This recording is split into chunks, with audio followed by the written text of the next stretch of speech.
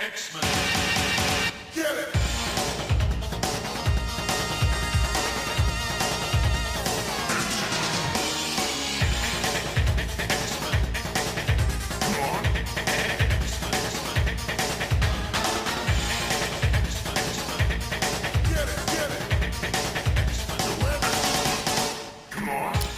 Hey everyone, and welcome to what sure is another episode of Battle of the Atom.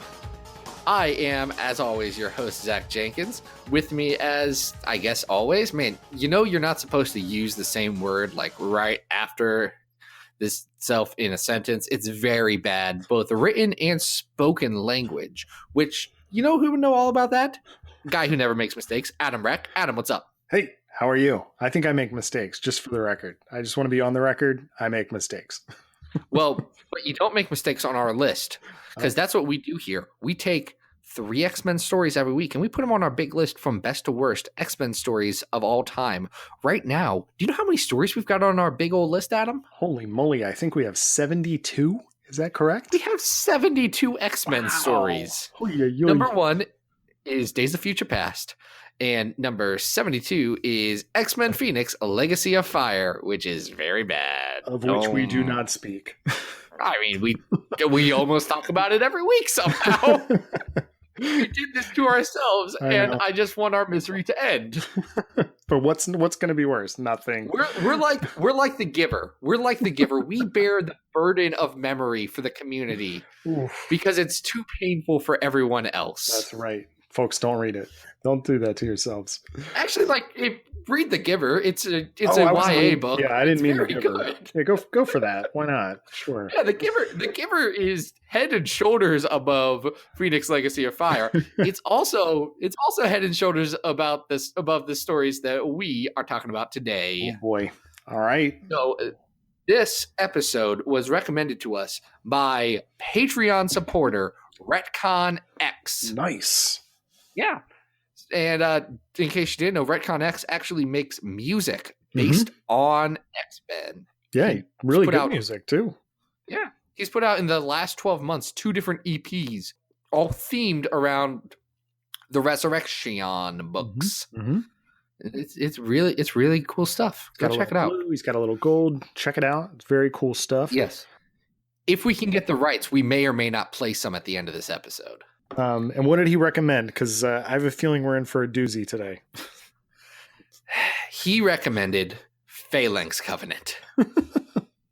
Oh, boy. So here's the thing, guys.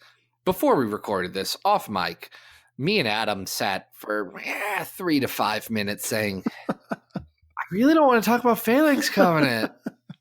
I really don't. Not good. Oh, man. All right, look, I'll come to Phalanx Covenant's defense here because we are going to go through each of the 3 quote unquote, chapters of this story. There's Generation Next. Then we're going to talk about Life Signs. Then we're going to talk about Final Sanction. I do want to give this, just before we get into each specific storyline, I will give it a little bit of credit.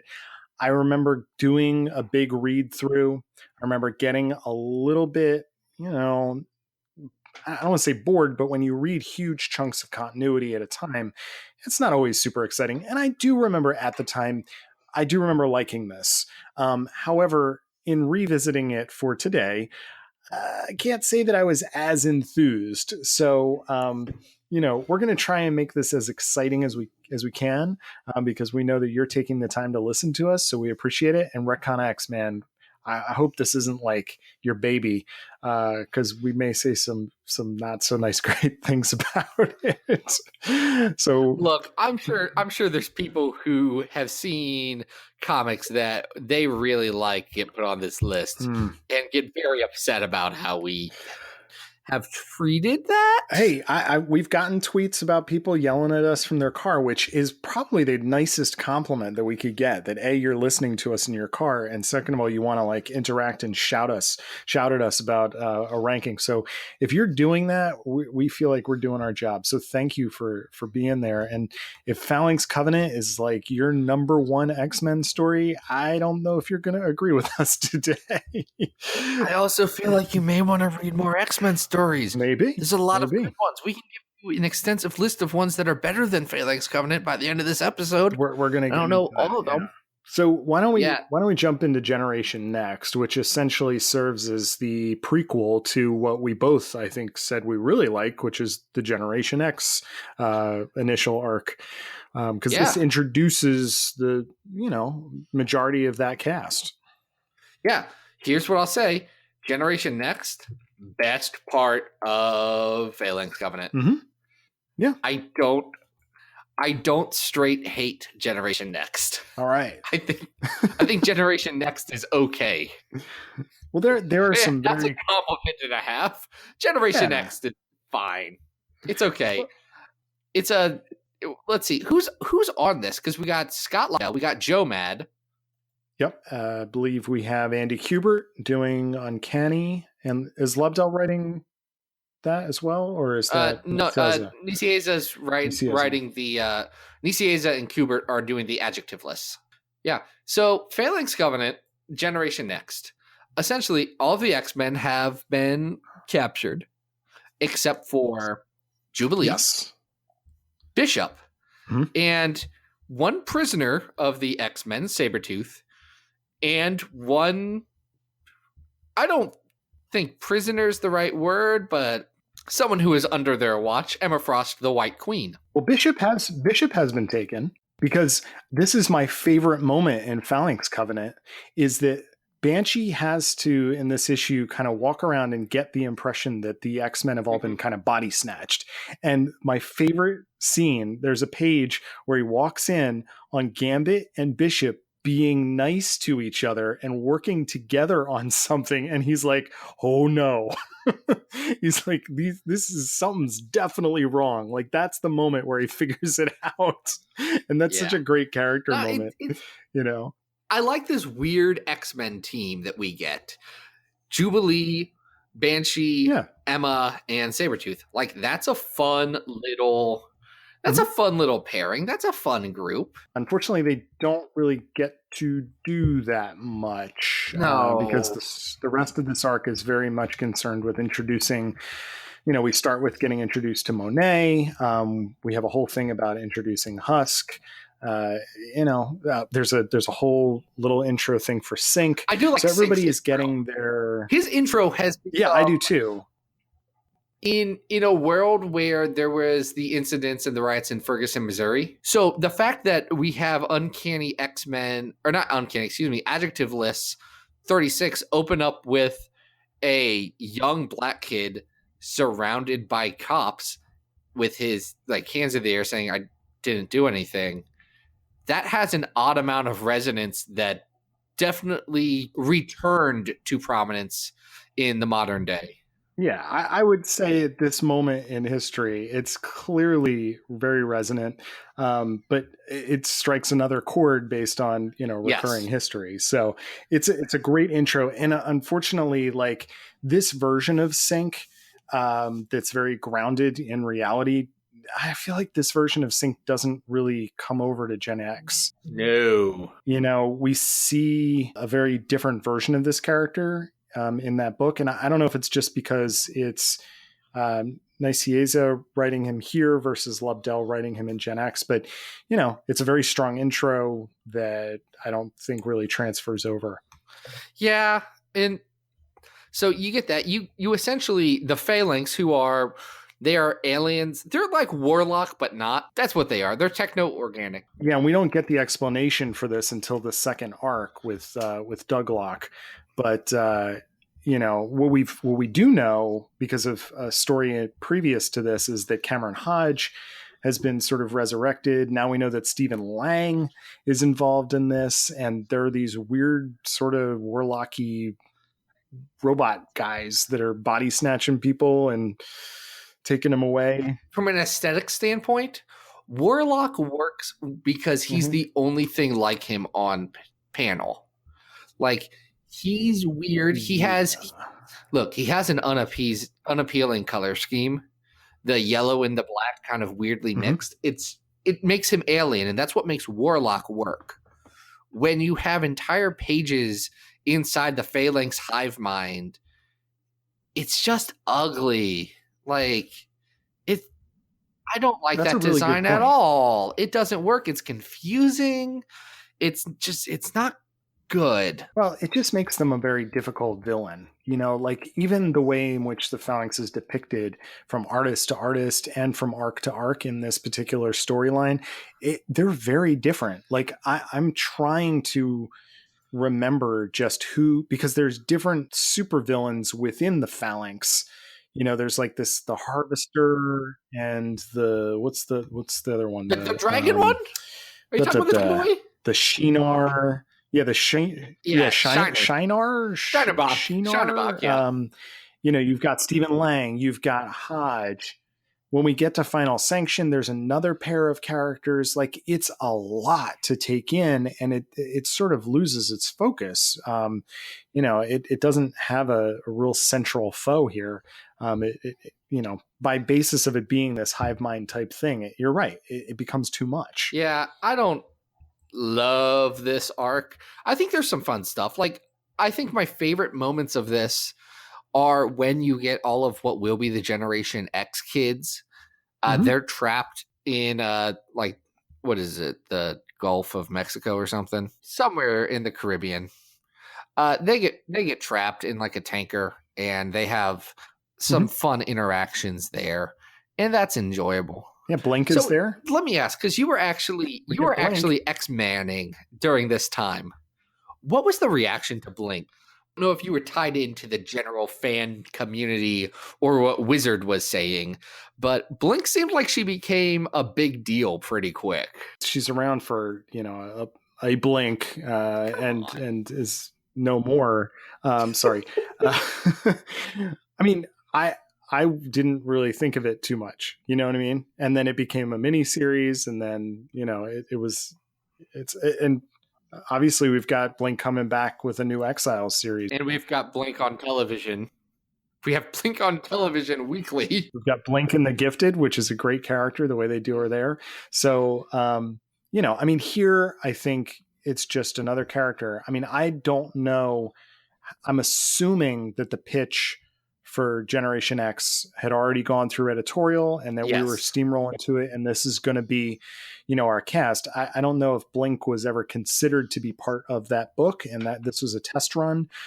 I've actually read a bunch of stuff about how Generation X started through various publications that were going on at the time. Blink was made to sacrifice herself the issue after she appeared, but somehow they were doing Age of Apocalypse. They decided, fans liked her design. They Spider-Gwen'd her. They said, this is pretty cool. Like, they like her. Let's bring her in here because it's a fun little Elseworlds. Well, in this world, Blink didn't die, and she actually became a big X-Man, which is what they also did with what's his name? Not Apocalypse. The other guy from the past that is a supervillain in the 90s, Exodus. Yeah, I think that version of Blink is more interesting. I mean, here we don't get a lot of characterization. It's more, and the power set is very ill-defined. But, I agree. Those are probably the most fun moments. I think that it's very jarring. There's really no need to go back and forth between these two titles. No. Like, as a quote-unquote crossover, it doesn't really make sense why. It's just 4 solid straight issues telling the same story with 2 writers. But the jarring difference between the 2 art styles, Joe Mad is drawing in a more cartoony style. Kubert has this much more intense, lot of lines. It's this very sort of like angry, scratchy almost style. It's a very big jump from one to the other, and it doesn't serve the story well. No, it doesn't. Man, we talked about Generation Next a lot more than I thought we would. We should probably rank this bad boy. All right, yeah, let's get it on the list, because I think this is probably going to do the best of these 3 stories. So, where are we going here? It's better than that X Factor Vegas arc. Okay. I think it's better than that. It's not better than What If the X-Men Stayed in Asgard. No, it is not.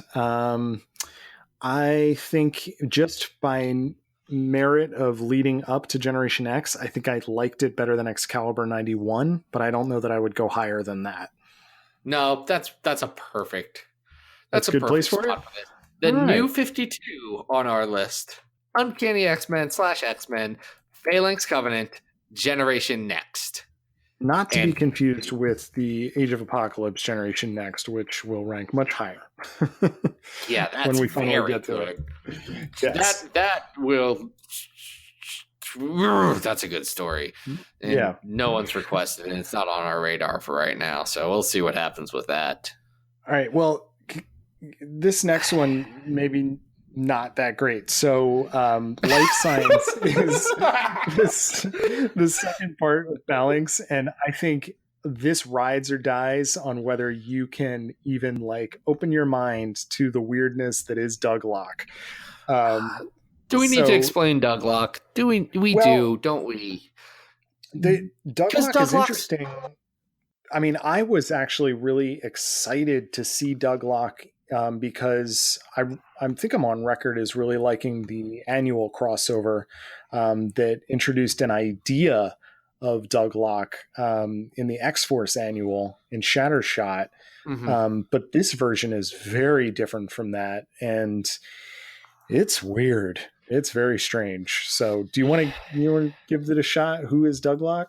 Douglock is the ashes of Warlock mixed with the with the memories of Doug Ramsey.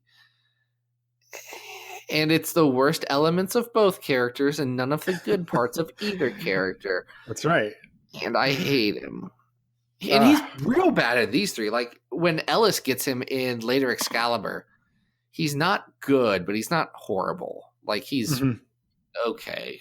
He's just he's fine. You make such a good point because like Doug as a character was fun because he was sort of the outcast nerd and he had the random power that at least occasionally came into play and was helpful. Yes. Douglock doesn't seem to have that power, which is weird. And then Warlock, of course, is so much fun because he's whatever you want him to be. Yep. You know, he's this wacky, transforming cartoon character that Douglock is also not. So he's two characters that are combined with none of the actual personalities of either, like you said, and it makes perfect sense that, and this is the part of this story that I actually like, is that Sam and Rain get a chance to reunite with this Doug character, and Sam is legitimately like pissed. He's like, who is this robot that thinks he's our dead friend and walking around? You know, that part works for me a lot. Rain saying, we got to give this ghost of my friend a chance. That makes sense to me. Yeah. But the story itself is a bit of a mess. Yeah, well, let's make sure we drop the creatives in here. This is written by Scott Lobdell, Todd DeZago, and Fabian Nicieza, with pencils. These are 3 oversized issues. So pencils are by Jan Drusima, Roger Cruz, Tony Daniel, Ken Lashley, and Steve Epting. None of those are bad artists. They all do better work elsewhere. Like 20 plus years later, Ken Lashley's doing much better work. Yeah, we got people sort of figuring out their game. I don't think it does this much of a favor either, in that it has to be a Douglock story, but it also has to involve characters, because the Uncanny and X-Men, you knew they were going to be a crossover, but this has to cross over between characters from X-Factor, X-Force, and Excalibur. Can you think of a weirder like mix of characters and books at this point? Well, that's what I was thinking. Very incongruous. The biggest named characters in this are Nightcrawler and Shadowcat from Excalibur. Like as far as recognition, I think that next is Polaris, and no matter your feelings on Polaris is a big step down from those two as far as just like people knowing who she is. Like this is part of me loves the concept of having the C-list X characters just all in one giant thing. I do kind of really love that. Yeah. And then it doesn't do anything. No. Yeah. No. No. It takes all my hopes and dreams and ruins them. Yeah, the protagonists of this arc are Douglock and Forge, which could be interesting, except it's just not. Yeah, You know, I don't we like we this get a Forge. very long exposition as to the origins, which really like that the Phalanx is supposed to be the selling of Warlock's ashes that I guess were retrieved by Genosians, which that part does not make sense to me, to a company that wanted to create Sentinels and what? And I Um, feel like all this gets okay, retconned later. I really do feel like I eventually they just make the Phalanx aliens. well that wouldn't that make more sense Yes, if it'd this be was like an easy. extension of the Magus, but that's not what this is. Like this is an extension of trying to like weaponize Warlock, which okay, we've already got Douglock, which is supposed to be Warlock's ashes, but then the Phalanx is supposed to be Warlock's ashes. What? Okay. This is And a then, confusing story. essentially this story does come down to like, oh, the Phalanx built a baby egg volcano and Douglock needs to throw himself into it. And then, hey, we're all good, you know? It's protected by a dragon warlock, which is kind of, again, is an idea that I could love in a different circumstance. All of this is an idea Sure. I could love in a different circumstance.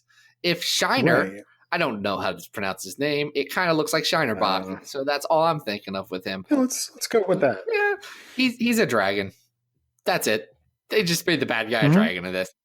It's fine, but like we talk about the huge team, because it's X Force and Excalibur and X Factor all together, and that's a lot of characters I really like, and they do nothing with them.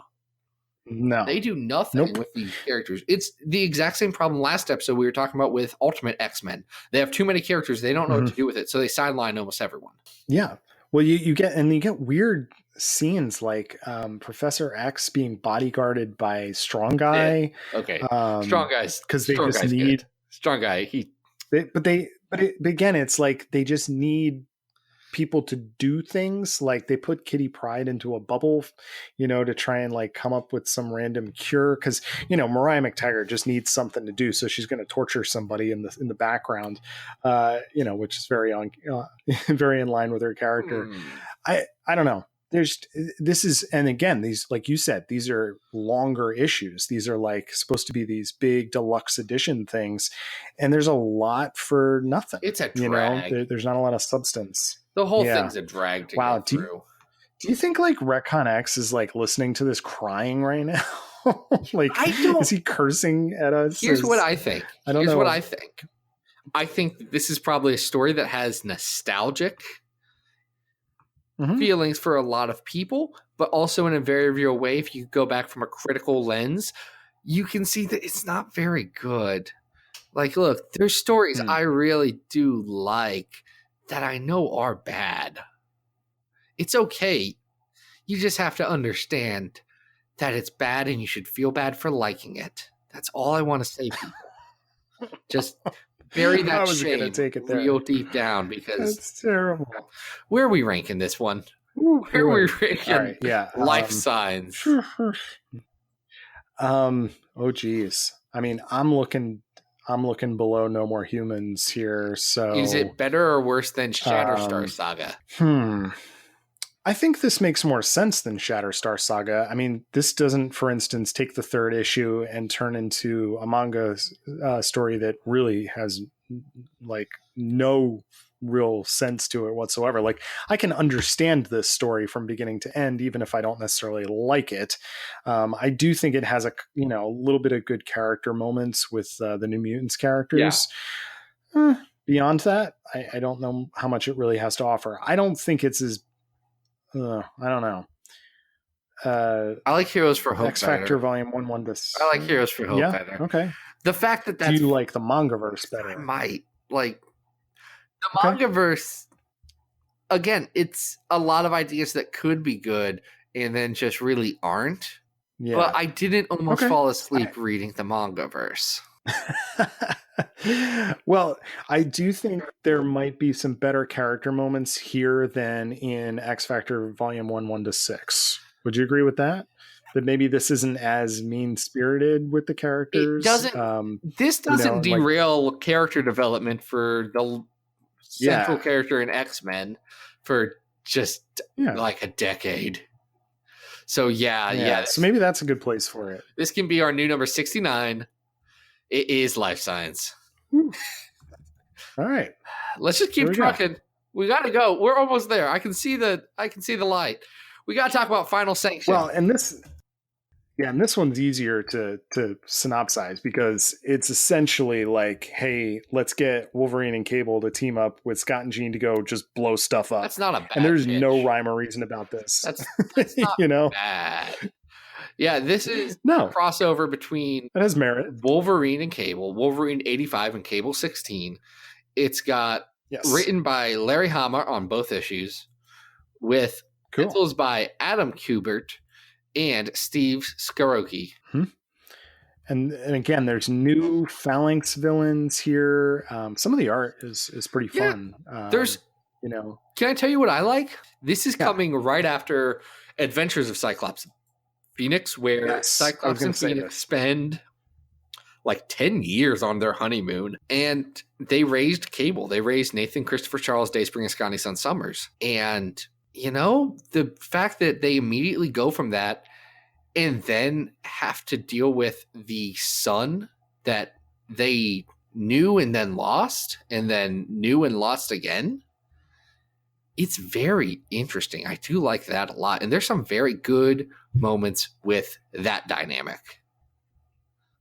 No, I agree. And Wolverine picks up on this and kind of comments on it to Cable. And, it's a nice tie-in because in the first arc between Uncanny and X-Men and Generation Next, there's a brief little cameo of Scott and Jean that references that mini.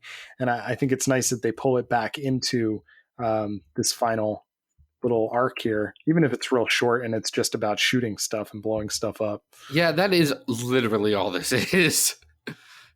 Yeah, no, that's it. Look, if you're going to do a Wolverine and Cable crossover in 1994, did you want anything else? No, and this does sort of wrap up the Hodge Stephen Lang part of it that is not part of the life science part that gets ignored. Those completely.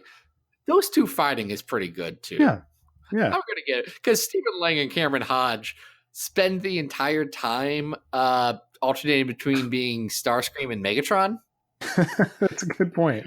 Yeah, they're just kind of bickering, right? It's kind of great. I'm feeling better about Final Sanction just because it has the decency to be a short, dumb 2 issues. And then when they finally, I think what's interesting about this entire sequence of arcs is that the X-Men are abducted, and it's not addressed for the vast majority of the storyline. It's completely ignored after Banshee realizes that they've been abducted in the first issue. It's completely ignored in Life Science for the most part because they're off trying to figure out how to defeat the Phalanx with Douglock. And now in the very last issue, they finally free the X-Men. We do get this great splash page where Wolverine is flying at the Phalanx with the X-Men in tow. He says, "Lighten up, Cable. The X-Men are here, and we're down to kick butt and take names," which Beast then responds, "I wouldn't put it so crudely," which is the Wolverine response is ridiculous. "Okay, Beastie, let us pummel these louts severely about the head and shoulders." What? That's a very I like strange, that. Look, I could see a very specific Wolverine doing that. Sure, yeah. All specifically Larry Hama Wolverine. Yeah. Which is fun. Yeah, I started reading some more of the Larry Hama Wolverine stuff, just odds and ends of it. There's good stuff there. It's definitely the most G.I. Joe Wolverine comic I've ever read. Hey. It's 100% what you want. Great. Yeah, it's 100% what you want if you're smashing Larry Hama with Wolverine. And those aren't nothing against Larry Hama. He's an excellent creator. Just not one of my favorites. Those aren't two flavors that I necessarily love separately. So together, it's like, yes, I see what you're going for. For someone, this is very good. Not me, but for someone. Hey, I mean, this is as advertised. Wolverine and Cable blowing stuff up. Cable's got his like full on John Romita Jr. blood and what's that? Missing the mini series. What's the Blood and Metal? Blood and Metal guns. Like they're as tall as he is. He does have some very large weapons in this. So I don't know. I think there's some fun to be had here. I'm having more fun with these two issues than I am with all of the Douglock stuff because it's just mayhem. It's like, all right, we're gonna blow some stuff up. It's beautiful carnage. Yeah. It's still not very good. Well, but I don't. I read Life Signs and Final Sanction back to back. Mm-hmm. And I was looking forward to Life Signs and dreading Final Sanction, and that did a 180. There you go. When I actually read them and said, "Okay, I can dig Final Sanction. It's not good, but hey, it's as okay, right? Yes, yeah. So we know it's better than that. Do you like it better than Gen Next? I don't know if I don't know if I like it much less though. Yeah, I don't really think it has much else to offer though. At least Generation Next was giving us introductions to characters that we come to love in Generation X. This is just this is very like 90s hack and slash. So I don't know that it has that much more to offer.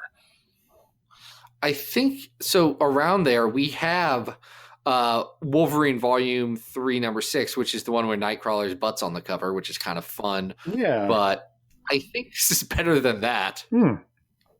Yeah, I don't know if I like it more than... I mean, from as much as I don't love Fatal Attractions does have, more meaning and more substance to it. And I don't even know if I like this as much as the Silver Age Juggernaut introduction, which is, a nice, fun, slow build. Whereas that's exactly where I was looking. All right. That's exactly where I was looking. Because we're like the Phalanx. We have the hive mind going. Wait, you don't wear glasses, so I guess I get to be Cameron Hodge and you can be Stephen Lang? I totally wear glasses, but I'm not going to fight you on whether I'm Cameron Hodge or not. So, are your glasses? Do you wear small round glasses? No, that's and they're the not big question. And they're not cracked either. So you gotta hold on to those even when you turn into a techno organic crazy villain. It does add a good little character to him, and frankly, it's necessary when everyone is just yellow and black blob made of yellow cornflakes. Oh yeah, that's good. That's essentially what it looks like. But I've been going through the Silver Age X-Men for a while, and I can pretty definitively say that Juggernaut story is better than this. That Juggernaut story has grown on me. It's still not good, but it's not the worst, and that's important. Yeah. All right, so 59? Yeah, this is going to be our new number 59. It's Phalanx Covenant Final Sanction. And now that's past us. And now it's done. What? We did it? We made a covenant that we were going to do this, and we did it. Do the Phalanx show up? I think they show up a few years later in like the very late 90s, but I think after that's for 1 or 2 issues, and I think after that they don't show up until Annihilation Conquest. They're not missed. There's a real long time that they're not there. That's okay. Which is okay. That's better for everyone. I'm all right with that. But that's good. Yeah, we now have 75 stories on this list. Yes. Which is pretty good, guys. Awesome. It's pretty solid. Keep them coming. If you like these stories and you want something built around a story that you suggested, just like Retcon X did, you can go over to patreon.com/XavierFiles and donate as little as $2 a month, which gets you an episode in our queue of Patreon supporters. As of recording this, we are booked till June. We've had an outpouring of Patreon guys and gals, and really anyone who would like to support, they do. So thank you for doing that, everyone who's listening. Yes, thank you. But But that does mean, like, if you want a suggestion before it gets cold again, and I know it's cold while you listen to this, this is the scale we're talking. I mean, get it in. Get it in. We got some really fun stuff coming up. If you can't support the show monetarily, you can always leave us a rating or a review on iTunes or Google Play or Stitcher or however you acquire your podcasts. It helps us move up in some rankings and get more people to experience the Phalanx Covenant alongside us, which sure is something we want to assimilate them with. We want to just bring them into our hive mind of weird X-Men stories that we somehow don't hate. Yeah. I love that. But yeah, beyond that, you can find the show on XavierFiles.com. That's also where I do weekly just articles about different X-Men characters. I forget who I'm supposed to be writing about when this goes up. It was Gladiator a couple weeks ago. He was really fun. I think Pixie's around there. Ooh, okay. That'll be fun. No, there's she's coming too. I don't know. There's a lot of fun stuff coming, guys. So, you can go mosey on over there every Thursday. I'm also doing every Monday night, Tuesday morning, an article called X-Men Monday Roundup, where we go through the latest hints, the latest rumors, and the latest me stalking a lot of creators on Twitter to see what they're doing. I like that feature a lot. It's fun. Yeah, I've essentially now just gone every time I see something interesting on Twitter saying, and save to my one notebook, and save over here, and save over here. We'll get back to it. That works. Yeah, it's exciting stuff. Well, what I really like about this is that I've now started to see hints that were made a month or 2 months ago turn into what's going to be solid, like more solid hints turn into what will be announcements, which is pretty interesting to see that progression. Mm-hmm. Yeah, I agree. So, yeah. Also, Xavier Files on Twitter. Follow me there. It's pretty cool. I talk about X-Men stuff, and I post pictures from the Silver Age until I run out of them, which is like 20 issues away. But then I have all of John Byrne's hidden years to get through. I don't know if you want to do that, but okay. I think I have to. It's technically canon. Sure, why not? Like, is it Adam? That's really, it's all canon. Okay. That's just what they were doing. Hey, it's your job. Also, X-Men First Class is canon. That's like actual canon. Dupe's in that. It's weird. So weird. I want to go back and read that. Yeah. Look, it's coming, guys. There's going to be at least one X-Men First Class story in the next 3 months. Nice. Or 4 months, however many. Hey, Adam, where can people find you on the internet? Guys, you can always follow me on Twitter at Arthur Stacy, and I've got new pages of the third Bish and Jubes story, The Search for Bish and Jubes, coming out every Monday on adamrec.tumblr.com, so make sure to check that out.